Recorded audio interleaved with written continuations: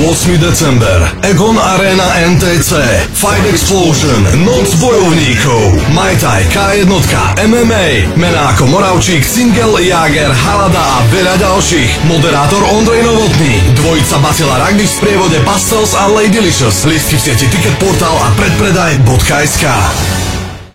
Ďalší zápas, ktorý nás bude o chvíľu čakať, predstaví Ondrej Novotný. Pozývám vás určitě reflatíte zdejšímu Slovanu KHL, takže věřte, že jste vyhráli 2-1 nad Kotlem Praha.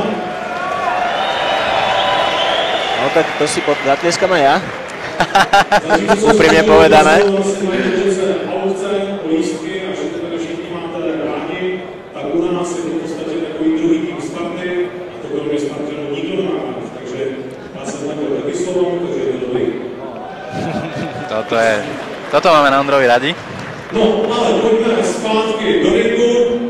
Jak jsem říkal, velmi zajímavý duel dvou už hodně zkušených borců. Jako první přijde do modrého rohu s tajemnou živina Milan Minči Páleš.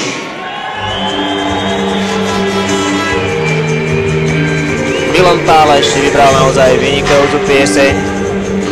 Uvidíme, či si vybral takého dobrého supera, ale treba povedať, že Mišo Halada mal pred týmto zápasom vybraného trošku iného supera. Áno, bol to Peťo Lamper z Banskej Bystrice.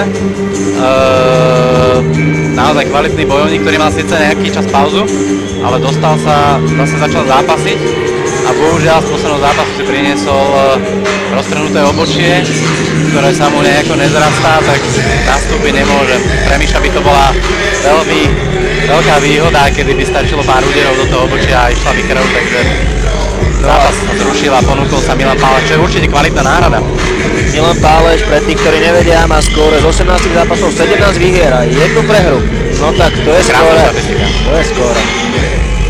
Mišo Halada bol pred dnešným stretnutím, musím povedať, ani neviem či nervóznejší, ale určite viac koncentrovanejší. Určite ovláda štatistiku svojho supera, nebude ho chcieť podceniť. Opäť uvidíme, keď budú borci v ringu oproti sebe, že Mišo Halada bude mať výškovú prevahu. Minči, Páleš, nižší borec, určite aspoň o pol hlavy. A budeme vidieť, ako si každý dodrží tú svoju taktiku, pretože ako som už vravel, dlhý borec má tú výhodu svojich končatín a pokiaľ má natrénované a dokáže si udržať supera na dištanc, tak ten kratší má naozaj veľkú prácu a musí hľadať tú cestu a dostať sa nejako pod ruky a zaboxovať. Uvidíme, ako to vyjde Minčimu, ten má väčšinou kvalitnú kondíciu a tie ruky má naozaj neuveriteľné, pretože v Žiline majú okrem Dana Popluhára, čo je tajboxový tréner, aj čisto boxerského trénera Ivana Šumichrasta. A na Žiličanov je to vidieť, oni držia väčšinou ten európskejší štýl, viac boxujú, idú skôr ako keby do tej K1, aj keď samozrejme zápasia Muay Thai. Miško Halada teraz dodržal všetko, čo sa patrí, naučil sa to minimálne v Tajsku. Vieme o ňom, že bol v Tajsku a nie je príliš krátku dobu na to, aby sa niečo nepriučil domácemu štýlu tohto športu. No a treba povedať, že Mišo Halada má za sebou obrovský počet zápasov a dokázal zápasniť proti takým menám, ako je napríklad Fadi Merza. Áno, videli sme Hanu Lankame, ak si dobre pamätám. Áno. Sice ten zápas neskončil výhrou Miša Haladu, ale aj určite obrovské skúsenosti sa priviali. Vlastne tak. Mišo Halada nám ukázal skvelý zápas aj... ešte počkáme na predstavenie.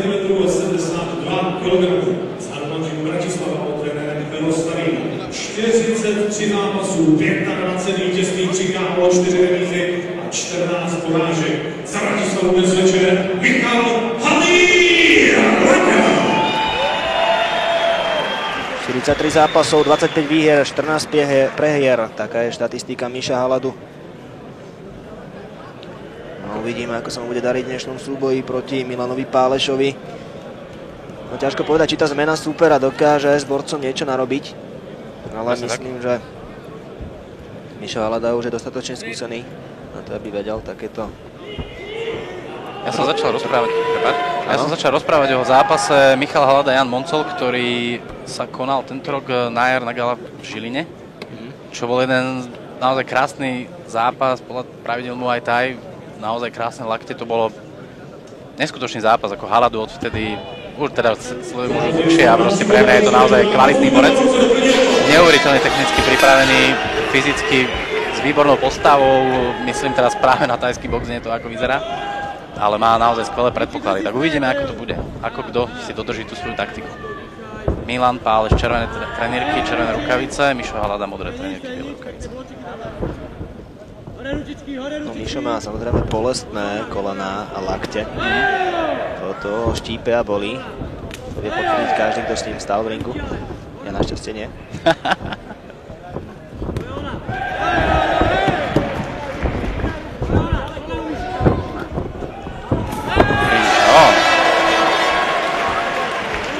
Je to asi aj rozhodovať, neviem, ako sa budeme držať toho klinča, opäť sú to pravidlá K1, takže nejaké veľké klinče možno nebudú, aj keď možno Haladovi nezostane nič iné, ak sa bude Minči Páleš dostávať až príliš blízko, takže ho bude musieť zväzovať do klinča. Ale teraz sme videli, ako Páleš svojho supera zhodil pekne na zem, zjavne sila bude asi na jeho strane. Ako som už spomínal, Mišo musel trošku schudnúť, takže ďalší strach. Ono to si samozrejme treba aj zvyknúť na tú váhovku. Nejaký ten čas, keď dáte dole 2-3 kg behom týždňa, tak to stranda nie je. Presne tak, to zhadzovanie je veľmi únavné. Uvidíme to, máme 3 kolá, takže uvidíme, či Mišovi vydržia sily. Veľmi rýchlo zistíme.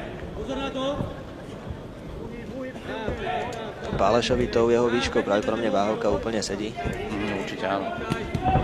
Ako tak sledujem, nevidel som ho v ringu už nejaký čas. Zase nabral nejakú váhu do svalov. Naozaj na zem rastie kvalitný borec. Krásne výmeny.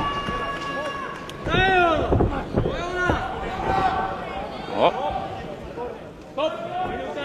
Mišo si ho našťastie zachytil z dola. Vidím, že pracuje aj v klinči, čo je dobré, snažia sa využiť každú výhodu. A toto je Minčiho sila, naozaj dobré ruky, dobre kontruje. Zakončí výmenu kopmi, krásne si podobral Mišovú nohu, rozhodil ho trošku, dal mu krásne kolono.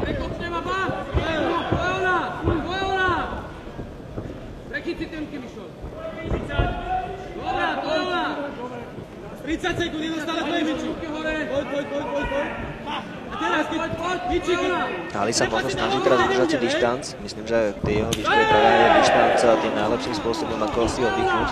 Presne tak. Páleš sa ale nepúšťa úplne bez hlavu do tých výmien, zatiaľ je to úplne v pohode. Hneď vidieť, že tí borci sú proste úplne niekde inde a nie sú tam bezhlavé výmeny. Každý rozmýšľa nad tým, vidí, že čo má robiť. Vidieť obrovský prehľad, tie údery celkom padajú, nachádzajú cieľ, nie je to úplne zbytočné friku.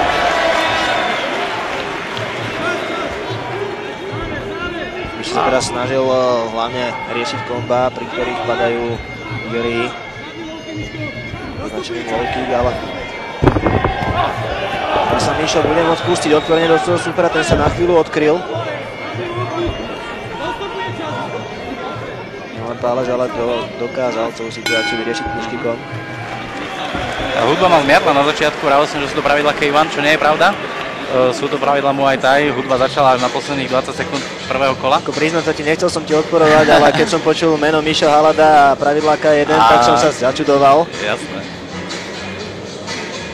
Predsa len Miško už v tom tajskom boxe je meno. Áno. Myslím, že by si zbytočne nenechával do toho kecať. Ale idú bez lakťov, aspoň tu, to som si všimol, tajský box bez lakťov. Je to tam? Je to tam, áno. 72 kg, 3x3 minúty, takže už je to kategória B. To už sú vyzretejší borci. V kategórii D sú amatéri, idú sa s chráničmi, 3x2 minúty. Kategória C, čo sú už profesionáli, stále 3x2 minúty, ale bez chráničov. Kategória B, C, kategória B sa ide 3x3. Zvyklo sa chodiť ešte 5x2 minúty. Už som dávno taký zápas nevidel, ak ma naozaj si nespomeniem teraz rýchlo. A kategória A, čo sú bojovníci, ktorí bojujú na 5x3 minúty, čo je už celkom záhu. 15 minút čistého boja, aj keď to nevyzerá, že by to mohlo byť nejako veľa, ale treba si to skúsiť. Treba si skúsiť jedno kolo po 3 minúty a potom človek pochopí, že k tomu napol plynu. Presne tak. A ešte keď vás niekto bije. No, sme v tom dianí. Prvé kolo nám začalo. Opäť mierne opatrne. Mišo Halada okopáva z diaľky. Tam celkom dva dobré low kicky. Henči Pálež už sa tlačí. A videli sme strch na konci klinču. No a Mišo Halada už sa cítil niečo lepšie. Vyzerá to tak. Naberá istotu. Zvedavý, kedy Milan Pálež roztočí nejako svoje ruky, pretože tie má naozaj kvalitné. A vie skvelo boxovať, aj keď Halada tiež naozaj je to kvalitný, komplexný borec. Jeho zápasy sú vždy skvelé.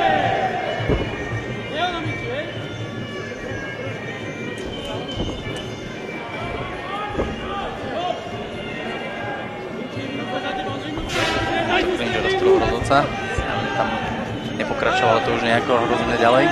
Milan Pálež ale už nepokračuje v tom tempe, aké nastolil v tom prvom kole. Vidíme, že už sú tam aj mierne obavy.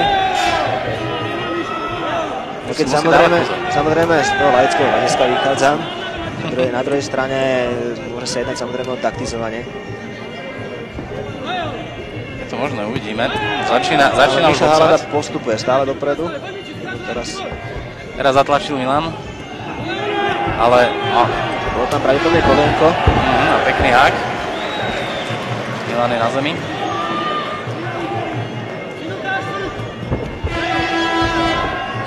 A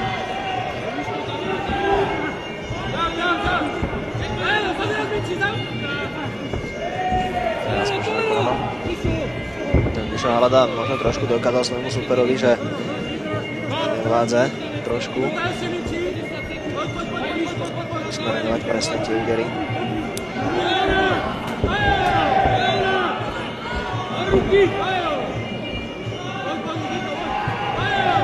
Zatiaľ sa len berie miera. Ako tak pozerám, tie údery nie sú nejaké extra silné.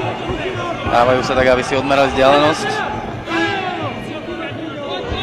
Ale stále vidíme ruky, vidíme klinč, vidíme kopy, je to naozaj pekný zápas. Halada opäť dostal supera do rohu. Kolená na stehno.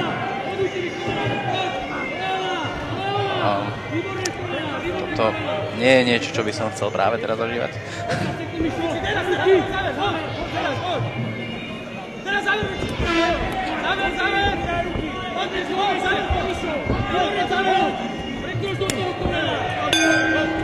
Koniec kola.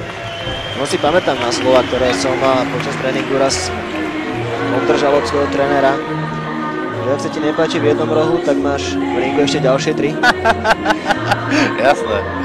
Tréneri neradi vidia, keď svojich borcov zatlačených v rohu, pretože tam nie je priestor na to sa uhnúť nejakému tomu útoku. Ale zase niektorí to dokážu využiť. Videli sme už niekoľko zápasov, kde proste borec z toho rohu sa dokázal dostať, oprel sa Olana puškou, otlačil supera a začal útok. Ale to už boli naozaj kvalitní bojovníci, ktorí vedia využiť každý kúsok ringu. V dnešnej noci bojovníkov Fight Explosion vidíme množstvo fighterov zo Žiliny. Robo Kajanek, ktorý je manažér Diamond Gymu, vlastne zostavoval zápasy tohto gala, takže... Presne na takúto reakciu som čakal. Ono to je vždycky proste. Je to v Bratislave, takže je tu veľa Bratislavčanov. Zápasy zostalo Robo, takže sú tam Žilinčania. Takisto potrebujete dotiahnuť ľudí, tak postavíte Moravčíka, pretože to je momentálne naša najväčšia hviezda. Sú tam ďalší borci ako Jano Mazur, Marcel Jager a podobne, ktorí vlastne trénujú viac v Banskej Bystrici, aj keď Marcel Jager je Bratislavčan, ale proste vždycky dotiahnu. Majú už svoje zázemie fanúšikov, ktorí proste vždycky prídu podporiť toho hľadiska, takže matchmakeri zostavujú zápasy aj podľa tohto.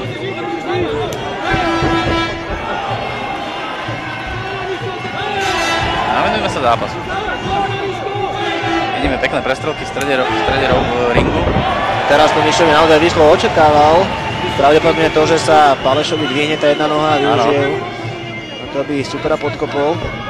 Videli sme tam, že hneď po jednom low kicku, ktorým podkopol supera, išiel ďalší z druhej nohy. Takéto techniky nie sú zakázané, pokiaľ super ešte padá, nie je tromi bodmi na zemi, tak môže prísť úder. Videli sme pekné naskočené koleno, hlava poskočila Mišovi.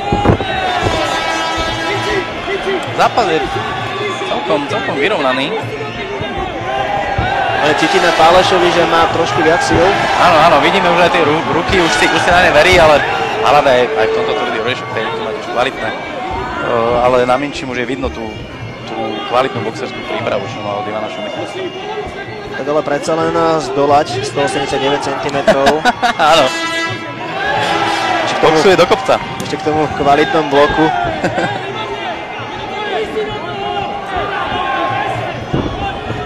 Stále akcia. No a teraz prichádza ten moment, kedy Mišo Halada už nemá ruky, kde by mal mať.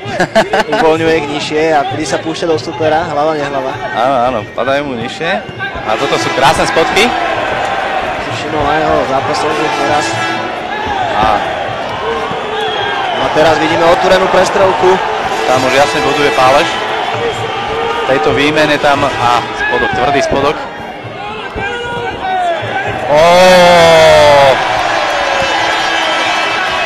Zadný direkt, parádny, čo je Pálešová najväčšia zbraň. Trafil krásne bradu. Mišo Halada je počítaný. Uvidíme, či na 8 bude pokračovať. Pozrime si to znova. Teraz to príde. Bum, krásne. Halada ide pomaly k zemi. No a ešte ako padal, tak dostal kolenko, no. Tak to musí byť veľmi nepríjemné. Áno. Po takomto prvom otrase sa zvyčajne už ťažko spamätáva. Presne tak, Halada už vidíme, že je mimo. To už rozhodca jasne ukončuje.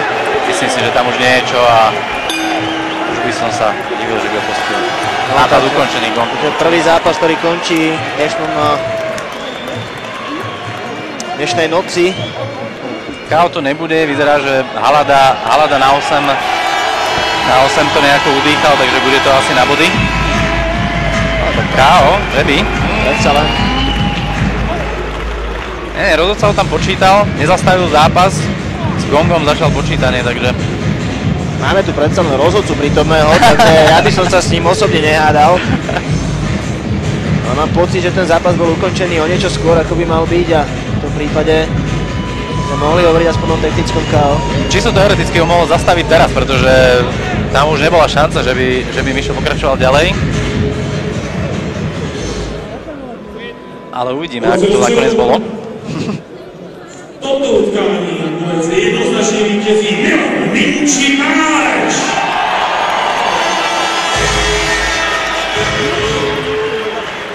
A nedozvedeli sme sa ako, ale typujem, že to bolo na body, pretože nechal odpočítať a neukončil zápas skôr ešte pred gongom, takže to budú body.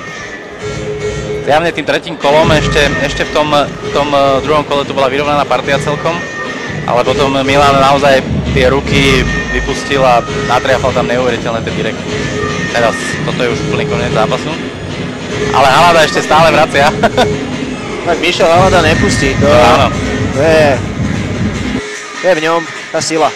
Tvrdý oriešok, už to pocítil aj Kubo Gazdík v Banskej Bystrici. Takisto spomínaný Jan Molcov v Žiline, naozaj kvalitný bojovník. Pamätám si na svoj prvý rozhovor s Mišom Haladom. Vítěze Milana Páleše.